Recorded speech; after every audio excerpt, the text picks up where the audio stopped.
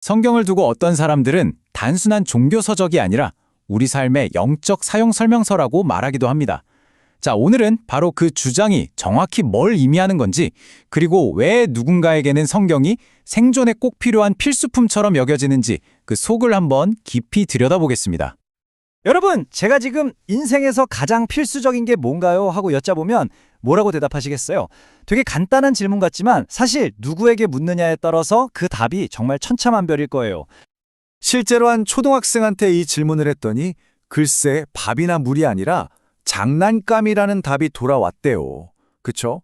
이처럼 필수라는 것의 정의는 어떤 관점에서 보느냐에 따라 달라집니다. 그리고 오늘 우리가 주목할 관점은 바로 영적인 삶에서의 필수품이에요. 당연히 우리 몸이 살아남으려면 음식, 물, 공기 이런 게 필요하죠. 이건 누구도 부정할 수 없는 사실입니다. 하지만 오늘 분석해 볼 내용은 우리 육체가 아니라 영혼이 살아남기 위해서, 생존하기 위해서 꼭 필요한 건 과연 무엇인가에 대한 주장입니다. 그렇다고 해서 과학이나 역사 같은 세상의 지식이 필요 없다는 말은 절대 아니에요. 세상을 사는데 너무나 중요하죠. 다만 여기서 말하고자 하는 핵심은 이거예요. 우리가 자동차 운전하는 법을 아는 거랑 자동차 설계도를 이해하는 게 전혀 다른 차원의 이야기인 것처럼 이 세상을 살아가는 지식과 영적인 구원으로 이어진다고 하는 지식은 좀 다르다는 겁니다. 자, 그렇다면 왜 수많은 책들 중에서 유독 성경이 그렇게 독보적인 필수품이라고 하는 걸까요? 그 주장은 바로 영적인 탄생이라는 개념에서부터 시작됩니다. 이 신학적인 관점을 보면요. 사람은 태어날 때부터 영적으로 죽어 있다고 말합니다. 이게 무슨 말이냐면 마치 와이파이가 꺼진 최신 스마트폰 같은 거예요. 기계 자체는 멀쩡한데 네트워크랑 연결이 딱 끊어져서 제 기능을 전혀 못하는 바로 그런 상태를 말하는 거죠. 성경은 바로 이 상태를 죄로 죽었다라고 표현합니다. 그러니까 생명을 다시 얻으려면 뭔가 아주 근본적인 변화가 필요하다는 뜻이겠죠? 이 단절된 상태를 해결하기 위해 제시되는 게 바로 영적 거듭남입니다. 말 그대로예요. 꺼져 있던 와이파이를 다시 켜서 네트워크에 연결하는 것처럼 죽어있던 영이 다시 살아나는 거죠. 그럼 이 거듭남, 이 영적인 네트워크를 어떻게 다시 연결하느냐? 그 핵심 재료를 썩지 않는 씨앗에 비유하는데요. 그 씨앗이 바로 하나님의 말씀, 즉 성경이라는 겁니다. 그런데 이 과정이 그냥 씨앗만 툭 던져놓는다고 끝나는 게 아니에요. 두 단계가 필요하다고 하는데요. 첫째는 말씀이라는 씨앗이 우리 마음에 심겨야 하고요. 둘째는 성령이 그 마음의 밭을 부드럽게 갈아엎어서 씨앗이 뿌리내릴 수 있게 해줘야 한다는 거죠. 즉, 밖에서 들어오는 메시지와 안에서 일어나는 변화가 동시에 필요하다는 주장입니다. 자, 이렇게 영적으로 태어났다고 해서 이야기가 끝나는 게 아닙니다. 어떤 생명이든 일단 태어났으면 그 다음엔 자라나야 하잖아요. 이제 이야기는 성장이라는 다음 단계로 넘어갑니다. 여기서 비유가 씨앗에서 신령한 저주로 바뀌어요. 아주 직관적이죠?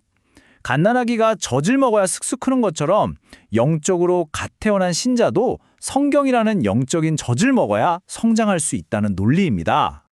아니, 왜 계속해서 이런 영적인 양식을 먹어야 할까요? 이 관점에서 보면 구원이라는 게 그냥 한 번에 딱 끝나는 이벤트가 아니기 때문이에요. 믿는 순간 죄를 용서받는 과거의 구원이 있고요. 계속해서 성숙해 나가는 현재의 구원이 있고, 그리고 마지막에 완성될 미래의 구원이 있다는 거죠. 그럼 이 영적인 성장은 대체 어떤 모습일까요? 그냥 막연하게 더 좋은 사람이 되는 걸까요? 그게 아니라 마치 사람이 아기였다가 청소년이 되고 어른이 되는 것처럼 아주 뚜렷한 세 단계의 성숙 과정이 있다고 설명합니다. 성경 요한일서에 나오는 이 단계를 보면요, 재밌어요. 처음에는 뇌죄가 용서받았구나 하는 개인적인 구원을 깨닫는 자녀 단계에서 시작합니다. 그 다음엔 영적인 시련들을 이겨낼 힘을 얻는 청년의 단계를 거쳐서 마지막에는 하나님 그 자체를 깊이 알아가는 아비, 즉 어른의 단계에 이르게 된다는 거예요. 초점이 점점 나에서 하나님으로 옮겨가는 여정인 셈이죠. 그리고 여기서 진짜 중요한 포인트는 이 단계들을 하나씩 밟아 올라가는 그 과정이 성경의 가르침과 얼마나 깊이 씨름하느냐에 직접적으로 달려있다는 점입니다. 자, 영적인 탄생부터 성장의 단계까지 쭉 훑어봤습니다. 그럼 이걸 우리 실제 생활에 어떻게 적용할 수 있을까요? 여기서 균형 잡힌 식단이라는 아주 현실적인 비유가 등장합니다. 핵심 경고는 바로 영적인 편식이에요. 아이가 채소는 안 먹고 사탕만 먹으면 건강에 문제가 생기는 것처럼 성경도 자기가 좋아하는 부분, 쉬운 부분만 골라 읽는 건 영적인 영양실조나 불균형을 가져올 수 있다는 거죠. 결론은 이겁니다. 모든 성경이 다 유익하기 때문에 건강한 영적 생활을 하려면 성경의 전체를 편식하지 않고 골고루 섭취해야 한다. 바로 이 주장으로 마무리가 됩니다. 이 모든 이야기를 듣고 나면 우리에게 이런 질문이 남는 것 같습니다.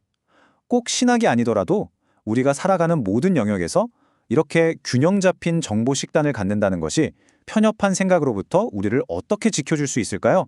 한 번쯤 깊이 생각해 볼 만한 문제가 아닐까 싶습니다.